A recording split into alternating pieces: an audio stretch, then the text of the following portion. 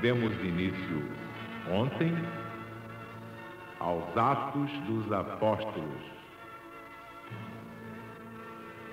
livro admirável escrito pelo evangelista São Lucas, o mesmo autor do terceiro evangelho sinótico. Já expliquei que São Lucas era o secretário de São Paulo apóstolo. E para ser secretário de São Paulo, era preciso ter muito merecimento. E o velhinho era muito exigente. Era às vezes irritante, mas não queria saber de ninguém, queria saber de Jesus. Se Jesus estava satisfeito com ele, essa era a obsessão de São Paulo, o grande apóstolo dos gentios, aquele que pôde dizer: encerrei minha carreira, guardei a fé, receberei a coroa da vida que o Senhor, justo juiz, me dará naquele dia. Eu também sou assim. Se eu conseguir agradar a Jesus e a humanidade, é uma beleza. Mas se não conseguir, prefiro agradar somente a Jesus. Ora, enquanto o mestre estava com os apóstolos e os discípulos, era ótimo trabalhar, né? Qualquer coisa era só perguntar a Jesus: Senhor, como é que eu faço isto, hein? Chegou aí uma viúva rica, ela disse que quer uns passos em casa, devo ir? Chegou um fariseu aí cheio de dinheiro, prometendo uma fortuna se eu ensinar a ele como é que se dá passe. Chegou aí, chegou lá, chegou acolá, e Jesus dava a explicação, a orientação, e tudo acabava bem. Mas vocês já imaginaram os discípulos sem Jesus? O que aconteceu é o seguinte: enquanto Jesus vivia, para empregar a linguagem do mundo, eles acompanhavam Jesus, mas meio assim temerosos. E quando Jesus dizia: eles vão me matar, eles vão me crucificar, mas eu vou derrotar a morte, eu ressuscitarei ao terceiro dia. Aí é que eles diziam assim: será que ele está falando verdade? Bonito. E se ele é crucificado e não ressuscita? Nós entramos pelo cano. De modo que os discípulos acreditavam, mas não muito, porque nunca viram ninguém ressuscitar. Ah, bem, eles acreditavam em Jesus. Jesus era formidável, tinha feito coisas julgadas milagres, está ótimo, perfeito. Mas ressuscitar é muito mais do que livrar uma pessoa dos seus demônios, restituir a vista aos cegos, a audição aos que não tinham mais audição, estavam surdos, a voz aos que estavam mudos, os movimentos aos que estavam paralíticos. Tá bem, Jesus fez tudo isso, nós vimos com os nossos próprios olhos, mas ressuscitar, você sabe o que é ressuscitar lá no fundo da cova? Você não acha que Jesus está um pouquinho exagerado? Prometer que vai ressuscitar? Quem é que já ressuscitou? Quem partiu não volta mais. O próprio povo diz: quem parte não volta. E como é que Jesus vem dizer que vai ressuscitar? E se não ressuscitar? E não podemos condenar nenhum dos apóstolos por ter pensado assim, porque nós mesmos faríamos pior. Jesus dizia: eles destruirão este templo. Ele achava que o corpo humano é um templo. E é, só não é para os débeis mentais. eles destruirão este santuário, mas eu o reedificarei em 3 dias. E aí estava o grande escândalo. E se ele não fizer o que prometeu? Tinha uns milagrezinhos assim, curar um obsidiado, restituir a vista a um cego, curar uma catarata, reconciliar um casal que se odeia. Tá bem, isso um homem bem evoluído consegue. Mas ressuscitar de entre os mortos, essa é muito forte. E se não ressuscitar? Por isso é que o pessoal, na hora que Jesus foi preso, começou a tremer feito vara verde. Todo mundo apavorado, que cada um pensava, se prenderam Jesus para crucificar, e nós? Vai ser pior ainda. Então viviam trancados a 7 chaves, de medo dos judeus, apavorados, pensando que iam ter o mesmo destino. Uma coisa assim que lembra a Inconfidência Mineira. E depois que Tiradentes foi preso, pronto, ninguém queria mais participar da Inconfidência. Todos passavam a se incriminar. Você que foi o culpado, você que veio com essa história de Inconfidência, eu não queria entrar nisso. E agora, bonito, o que vai ser de nós, da nossa família? E Tiradentes teve este rasgo divino de assumir sozinho toda a responsabilidade. Morreu por ele. O caso de Jesus, muito pior. De modo que nós não podemos, de modo algum, condenar aqueles discípulos atarantados, apavorados, esmagados pelo medo. Que na hora da prisão, eles tiveram a impressão de um Jesus derrotado e não reagiu. E lá foi Jesus, a bufetadas, a tapas, a pontapés, na frente de um bando de canalhas. Qualquer um falsearia, fraquejaria, tremeria. Que aquele Jesus que tinha poder para fulminar os seus perseguidores, com um simples olhar podia matá-los, estava ali apanhando tapas, levando cusparadas. Era para tremer de medo. E eles tremeram de medo. Por isso é que São Pedro negou Jesus 3 vezes. De medo, de horror, de pavor, de ser também condenado. Não podemos condenar nem Judas, coitado. Porque Deus é que se encarrega de punir ou galardoar através de leis. Nem é ele, são as leis que ele estabeleceu e que funcionam automaticamente. Deus não castigou Judas. Judas é que se castigou, porque quando se infringe a lei, pode-se acabar na forca, como Judas Iscariotes acabou. De modo que nós estamos exatamente olhando a responsabilidade dos apóstolos. Eu nunca me detive tanto quanto agora neste tema.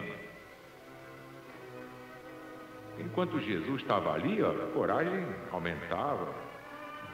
A presença de Jesus dava uma força extraordinária. A só ver Jesus, todos se impertigavam, sentiam uma força estranha dentro da alma. Mas ver Jesus preso, de Herodes a Pilatos, cadê a força? Desapareceu. Pernas, para que vos quero? Vocês já viram alguém quando fica suando de medo? Aquele suor frio. Pois muito bem. Ficou aquela expectativa angustiosa, os discípulos fechados, trancados, podiam bater que eles não abriam. Ou então iam espiar pela fresta. Medo de que viessem os soldados romanos, instigados pelos principais sacerdotes, para prendê-los, para condená-los. Olha aquele pavor. Foram 3 dias horríveis. 3 dias de angústia, 3 dias de sofrimento inenarrável. Então, chegamos ao domingo de manhã, aqueles acontecimentos tão bem narrados por João, o discípulo amado. A pedra, apesar de chumbada, tinha sido removida, o túmulo estava aberto. E Jesus não estava lá. E os anjos disseram: não está aqui. Ressuscitou, conforme prometeu, cumpriu sua palavra. Maria Madalena ficou com a alma em festa, foi correndo avisar os discípulos. Ela teve a glória de ver Jesus, ela em primeiro lugar. Jesus apareceu a ela em primeiro lugar. Nem a Virgem Maria teve esse privilégio. Era uma meretriz e Jesus fez dela uma santa, a tal ponto que apareceu a ela em primeiro lugar. Então ela foi lá. Jesus ressuscitou e ele me disse: dizei a meus irmãos que eu irei adiante deles para a Galileia.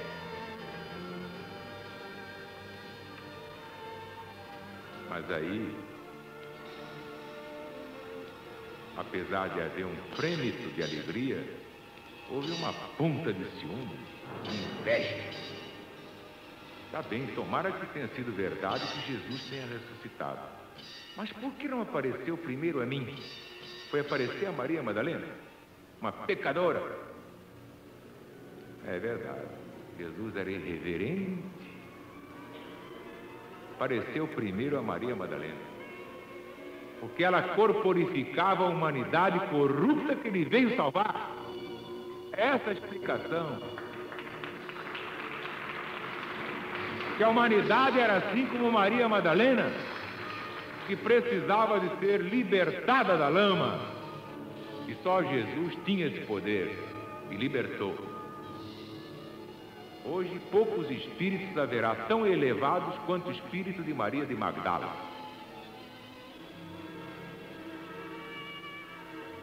Então, finalmente, depois que São Pedro correu lá com seu companheiro, que chegou primeiro porque era mais moço, corria mais, e viu que o túmulo estava aberto, aí voltou e disse: meninos, o mestre ressuscitou. É verdade. Aí começou um certo ambiente esquisito, de medo, de alegria, de curiosidade e até medo de ver Jesus, que a humanidade até hoje tem medo de ver fantasma. Eu não tenho. O que aconteceu? Estavam todos lá no cenáculo, tudo trancado a 7 chaves. Pois bem, sem bater na porta, sem enfiar uma chave na fechadura, sem entrar pelo telhado, Jesus entrou no cenáculo atravessando as paredes.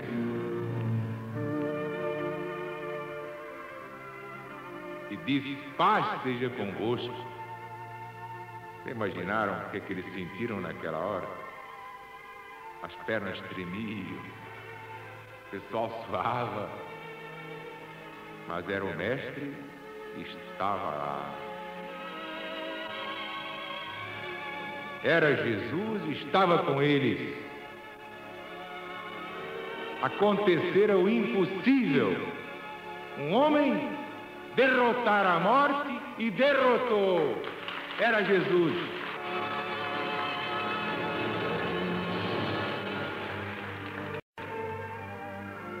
Tanto que houve um fato muito curioso. Daí o ditado: eu sou como São Tomé, ver para crer.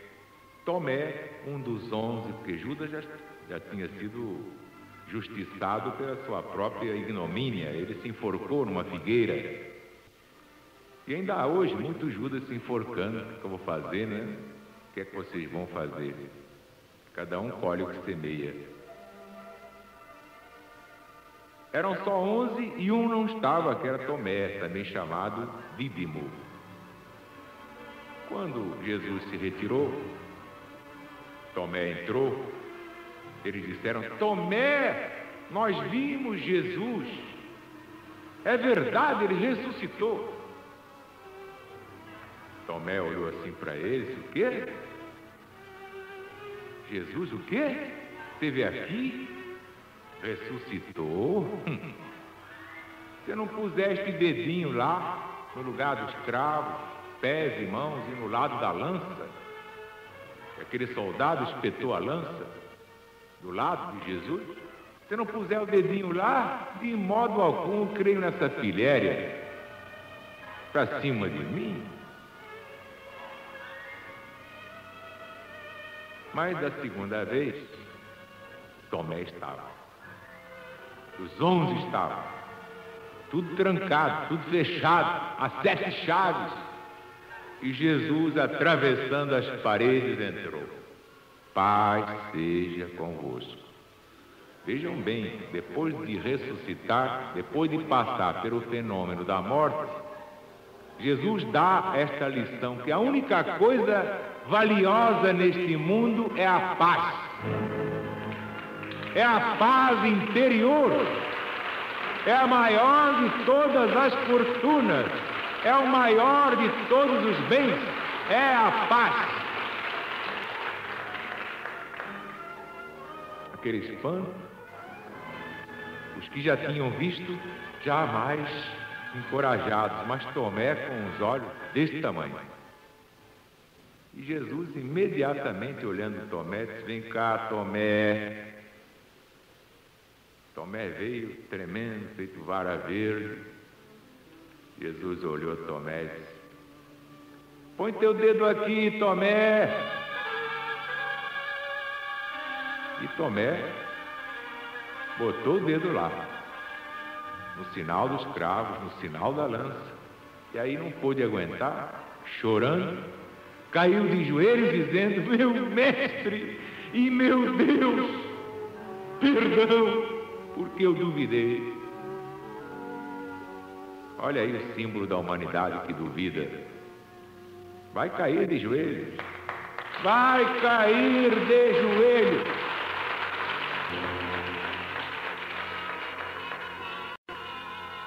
Ora, depois que Jesus se retirou, aí é que eles começaram a cair em si, nessa segunda vez da visita de Jesus. O medo se transformou em fé. Tudo aquilo que era covardia se transformou em força. E aí começou a marcha da reabilitação. E eles viram com seus próprios olhos que Jesus tinha vencido a morte.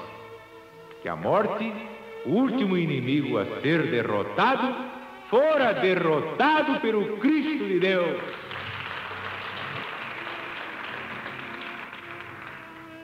É justamente o que vamos ver nos Atos dos Apóstolos. Os discípulos passaram a olhar a morte com desprezo. Um foi decapitado, outro foi crucificado de cabeça para baixo. Discípulos foram lançados aos leões, mas sem medo nenhum, enfrentando os leões, cantando. Eles cantavam na certeza de que ressuscitariam como Jesus ressuscitou.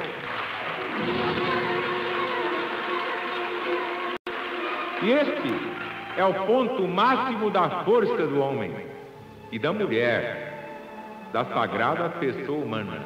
É quando encara a morte com altivez e não tem medo da morte. Assim é o legionário da boa vontade. Então viva a LBV, viva o PBB, viva o Brasil e viva Jesus!